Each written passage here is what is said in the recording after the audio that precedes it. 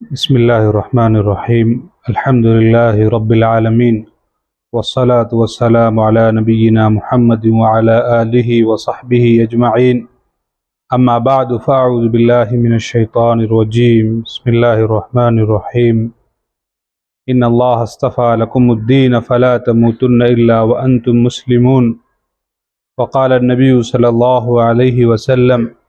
خیرکم من تعلم القرآن وعلمہ او کما قال رسول اللہ صلی اللہ علیہ وسلم۔ یہ فیضان نظر تھا یا کہ مکتب کی کرامت تھی، سکھائے کس نے اسماعیل کو آداب فرزندی۔ محترم سامعین، ناظرین کرام، آج کا ہمارا موضوع ہے دور حاضر میں مکاتب کی اہمیت، ضرورت۔ انسان اللہ تعالیٰ کی بنائی ہوئی اس دنیا میں جب آتا ہے تو دین فطرت پر آتا ہے، اور اللہ تعالیٰ نے اسے مکلف بنایا ہے کہ وہ اس دنیا میں بھی فطرت پر قائم رہتے ہوئے، باقی رہتے ہوئے، اور اللہ تعالیٰ کی معرفت، اس کی پہچان، اور اللہ نے جس دوسری دنیا کا وعدہ کیا ہے اس کی حقیقت کو اپنے دل میں بٹھا کر اس کے لیے تیاری کر کے دنیا میں جائے۔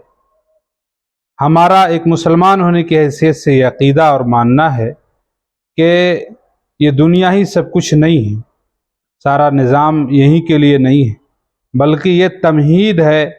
اس دوسرے نظام کے لیے جسے ہم آخرت کہتے ہیں، ما بعد الموت کہتے ہیں۔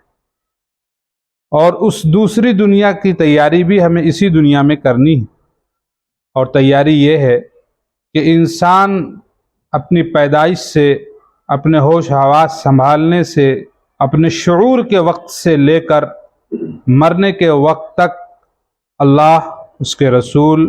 اس کی باتوں اور اس کی تعلیمات پر قائم رہے، باقی رہے، ان کو زندہ رکھے، اور عملی طور پر ان کو پھیلانے کی اور اس پر عمل کرنے کی کوشش کرے۔ میں آپ کے سامنے قرآن پاک سے ایک واقعہ نقل کرتا ہوں جس سے بات کہنے اور سمجھنے میں آسانی ہوگی۔ اللہ تعالیٰ کے اولو العزم پیغمبروں میں حضرت ابراہیم علیہ السلام کا نام ہے۔ اللہ تعالیٰ نے ان کے فرزند اسماعیل، اسحاق، اور پھر حضرت اسحاق کے فرزند حضرت یعقوب کا، اور ان کے فرزند حضرت یوسف کا تذکرہ کیا ہے، جگہ جگہ کیا ہے، کئی مرتبہ کیا ہے۔ یہ اللہ کے بہت برگزیدہ بندے تھے، نیک بندے تھے، پیغمبر تھے، لیکن اللہ تعالیٰ نے ایسے پیغمبرانہ گھر میں، ایسے خانوادہ نبوت میں کس طرح دین کی، ایمان کی، یقین کی، اللہ، اس کے رسول کی، اس کی توحید کی فکر ہوتی تھی، اس کا واقعہ نقل کیا کہ یعقوب علیہ السلام نے اپنے فرزندوں سے پوچھا، جنہیں بنی اسرائیل کہا جاتا تھا، ما تعبدون من بعدی، تو میرے بعد کس کی عبادت کرو؟ یہ بہت اہم سوال تھا جو اللہ تعالیٰ نے یعقوب علیہ السلام کی زبانی نقل کیا، کہ ساری امت کو یہ پیغام دیا گیا قرآن کے واسطے سے قیامت تک کے لوگوں کے لیے کہ یہ بہت اہم سوال ہے ایک باپ کا اپنے بیٹے کے لیے، اور بہت اہم وصیت ہے کہ وہ یہ سوال اپنے ذہن میں رکھے اور ان سے کرے بھی کہ تم میرے بعد یا میری زندگی میں کس کی عبادت کرو گے؟ تو انہوں نے جواب دیا، قالوا نعبد الہک و الہ آبائک ابراہیم و اسماعیل و اسحاق الہ واحدا ونحن له مسلمون، کہ ہم ایک اللہ کی عبادت کریں گے اور اسی کے فرما بردار رہیں گے۔ اسی طرح ابراہیم علیہ السلام نے بھی اپنی آخری وصیت میں کہا تھا، ان اللہ اصطفى لکم الدین فلا تموتن الا وانتم مسلمون، اللہ نے تمہارے لیے دین کو پسند کیا ہے، لہذا تم دین پر ہی مرنا، دین کی حالت پر ہی تمہارا انتقال ہو۔ یہ سوال ہمارے اور آپ کے لیے بھی ہے کہ ہم اپنی اولاد کے لیے بھی یہ فکر رکھیں کہ ان کا کیا عقیدہ ہوگا، وہ کس کی عبادت کریں گے، کس نقش قدم پر چلیں گے۔ اس کے لیے ضروری یہ ہے کہ ہم انہیں بچپن سے وہ سکھائیں، وہ بتائیں جن سے ان کے اندر یہ فکر پیدا ہو کہ ہاں ہمیں کس کی عبادت کرنی ہے۔ اس کے لیے ہمارے بزرگوں کی طرف سے، بلکہ دور اول سے، قرن اول سے، حضور پاک صلی اللہ علیہ وسلم کے دور سے مکتب کی تعلیم اور مسلمانوں کے بچوں میں اسلام کی، قرآن کی، دین کی بنیادی باتوں کی تعلیم کا سلسلہ ہمیشہ رہا ہے۔ اور ایک مسلمان کے بچے کے لیے سب سے پہلی ذمہ داری یہ ہوتی تھی کہ اسے اللہ کا تعارف پیش کیا جائے، رسول کی رسالت کے بارے میں بتایا جائے، قرآن کی حقیقت، اس کی اہمیت، اس کی فضیلت اس کے دل میں بٹھائی جائے، اور توحید، اللہ کی ذات، اس کی کبریائی اس کے دل میں بٹھائی جائے۔ یہ ایک مسلمان کا سب سے بڑا تقاضا تھا، اور مسلمان ہمیشہ اس پر قائم رہے، چاہے وہ عرب کے مسلمان ہو چاہے عجم کے مسلمان ہو۔ لیکن حالیہ دنوں میں یہ دیکھا جا رہا ہے، ادھر چند سالوں سے، خصوصاً جب سے سقوط خلافت ہوا، تب سے یہ دیکھا جا رہا ہے کہ بہت تیزی سے مسلمانوں میں یہ رجحان بڑھ رہا ہے کہ وہ یورپ کی تہذیب، یورپ کی تعلیم، جس کو ہم آج عصری تعلیم، انگریزی تعلیم کہتے ہیں، اس کی ہوڑ، اس کی دوڑ لگی ہوئی۔ لوگ اپنے بچوں کو ڈگری دلانے، انگریزی پڑھانے، ہندی پڑھانے اور دیگر علوم کو پڑھانے کی طرف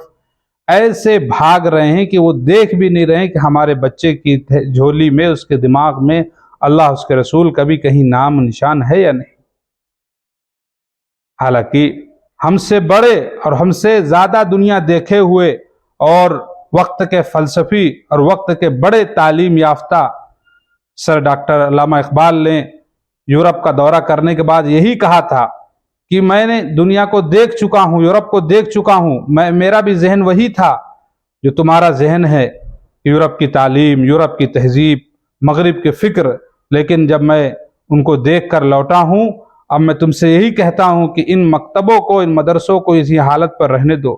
ان ملاؤں کو، ان درویشوں کو انہی حالت پر رہنے دو۔ اگر یہ ختم ہو گئے اور یہ مکتب ختم ہو گئے تو مسلمانوں کے نام و نشان ہندوستان سے اور اس ملک سے اور ساری دنیا سے مٹ جائے۔ یہی وجہ ہے ہر دور میں مفکرین نے اس کی فکر رکھی اور اس کی بھرپور تعلیم دی، ترغیب دی کہ مسلمانوں میں مکتب کا نظام قائم رہے۔ مفکر اسلام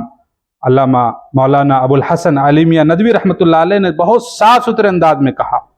گھر گھر مکتب قائم ہو، در در مکتب قائم ہو، کسی کے پاس وسیع دالان ہو، کسی کے گھر میں گنجائش ہو،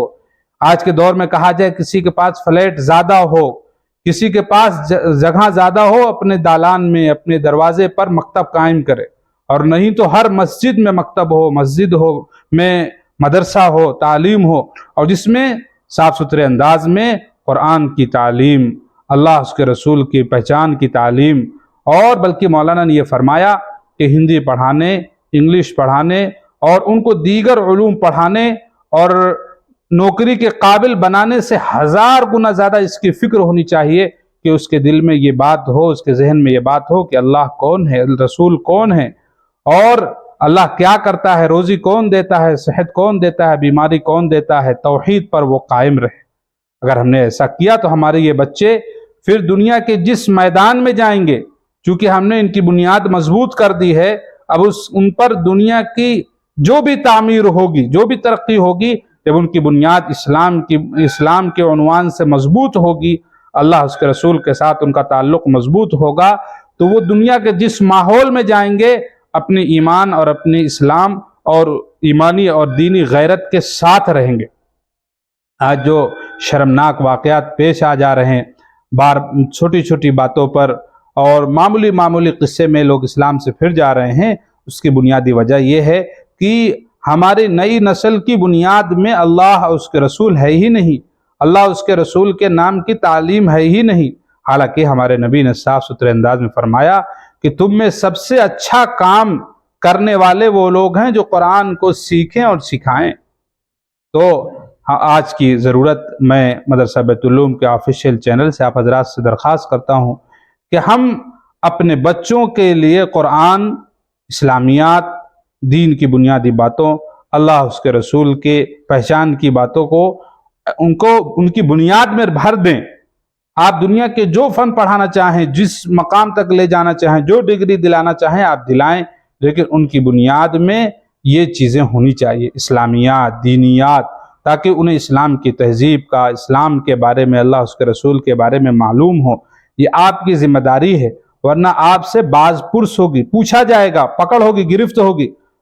اگر آپ نے ایسا نہ کیا کہ کل روز قیامت آپ کی سخت گرفت ہوگی،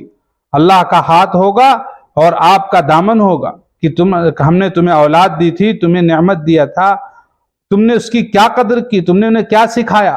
آج اگر آپ دیکھیں تعلیم کے نام پر دنیا میں جو ہو رہا ہے، وہ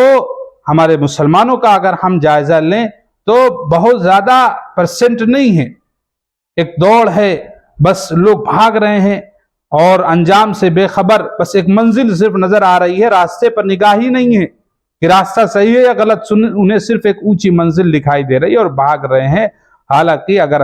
اگر اس کا جائزہ لیا جائے تو 1% یا اس سے بھی کم ہوں گے مسلمانوں کے بچے جو نوکریوں میں ہوں گے اور جو اپنی اس تعلیم سے فائدہ اٹھا رہے ہیں، ورنہ